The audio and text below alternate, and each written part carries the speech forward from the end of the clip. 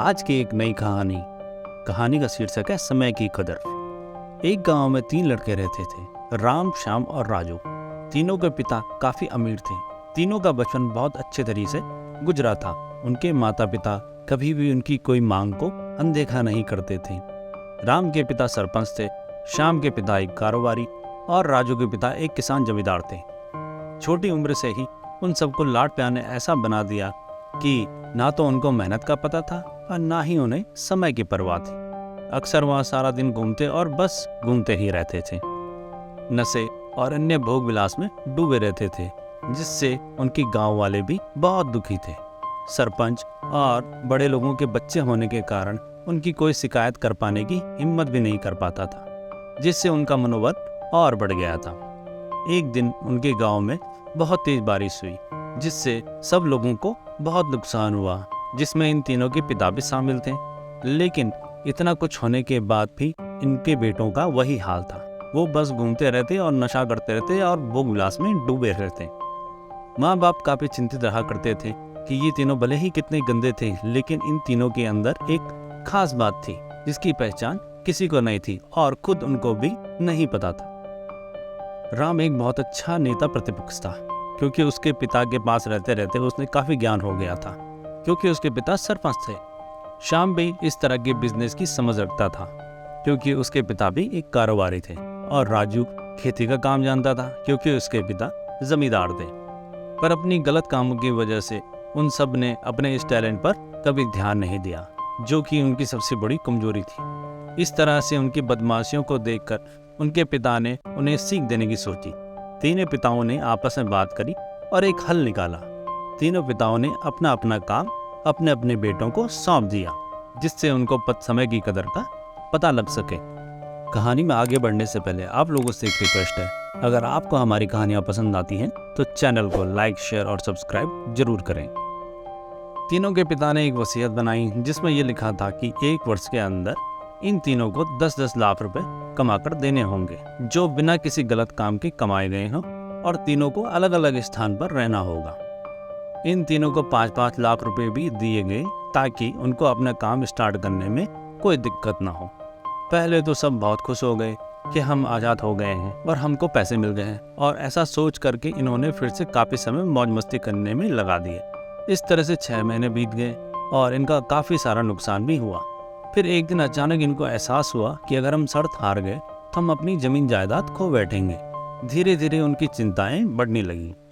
एक दिन वो इसी अधेड़ वन में एक पार्क में बैठे हुए थे, कुछ डिस्कस कर रहे थे कि उनको एक छोटी सी लड़की मिली जो फूल बेच रही थी और साथ में पढ़ भी रही थी। तीनों लोग उस लड़की के पास गए। तभी राम ने लड़की से पूछा, बेटी आपकी उम्र क्या है? लड़की ने जवाब दिया, मैं 12 साल की हूँ अंकल। इतना सुनते ही राम ने आश्चर्य से पूछा, क्या आप इतने छोटे होकर भी खेल नहीं रहे हो? इस पर लड़की ने जवाब दिया कि मेरे पापा भी इस दुनिया में नहीं हैं और माता बीमार रहती हैं, इसलिए मैं ये काम करती हूँ। यह सुनकर राम ने अपना पर्स निकाला।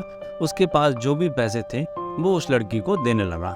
उसके बाद लड़की ने बोला, अंकल आप भी फूल ले लो मुझसे, बहुत खुशी होगी, क्योंकि अगर मैं आपसे फ्री में पैसे लूँगी तो फिर मेरा पढ़ाई में मन नहीं लगेगा और मैं कामचोर बन जाऊँगी, क्योंकि यही समय है जिस समय मैं अपना भविष्य लिख सकती हूँ। राम ने उस लड़की से सारे फूल ले लिए और तीनों घर लौट आए। उस फूल वाली लड़की का इन तीनों लड़कों पर बहुत गहरा प्रभाव। रात भर उन तीनों ने उस बच्चे के बारे में सोचते रहे और उन्हें एहसास हुआ कि वो तीनों कितने गलत थे।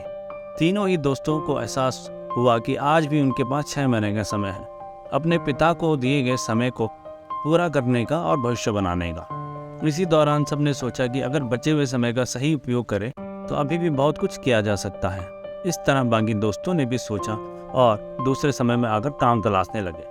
पर उनको शर्त ये थी कि जो भी उनको काम करना है अपनी पहचान बताए बिना करना है, जिससे ये साफ था कि उनको कोई काम नहीं मिला। और जब काम नहीं मिला तो उन्होंने सोच लिया वो अब अगर कुछ भी करेंगे तो अपने गांव में जाकर ही करेंगे।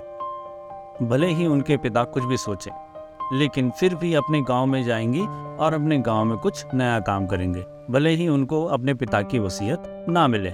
तीनों लड़के अपने गांव में फिर से आए और अपने अपने पिताओं से जाकर मिले और उन्होंने अपने अनुभव के बारे में बताया और बोला कि वो आगे से ऐसी गलती नहीं करेंगे और वो उन्हें माफ़ कर दें। लेकिन पिता तो शर्त पर अड़े थे। लड़कों को दया नहीं मिली। तीनों को फिर से दुख हुआ कि तीनों को अपनी गलती का एहसास होने के बाद भी उनके पिता उनका सपोर्ट नहीं कर रहे हैं, और फिर से वो रात भर सोचते रहे कि अब क्या किया जाए। तीनों ने मिलकर एक स्कीम निकाली। राम अपने मित्रों के साथ मिलकर लोगों की प्रॉब्लम को सुलझाने लगा, जिससे उसको गांव की समस्याओं का ज्ञान हुआ। इसी तरह श्याम भी गांव के विकास के लिए नए तरीके सीख गया, और राजू को किसानों और बीजों का ज्ञान हो जाने से उसको काफी फायदा हुआ। तीनों ने मिलकर अपने बाकी पैसों को सही ढंग से सही जगह लगाकर गांव को एक नया रूप दे दिया। उनकी कड़ी मेहनत से गांव के लोग क्या, दूसरे शहर के लोग भी उनकी तारीफ करने लगे, और उनका गांव तरक्की करने लगा। नई तकनीकों के कारण हर वर्ग के लोगों से उनका जुड़ाव होने लगा, और एक समय आने के बाद उनके पिताओं ने भी उनको माफ कर दिया।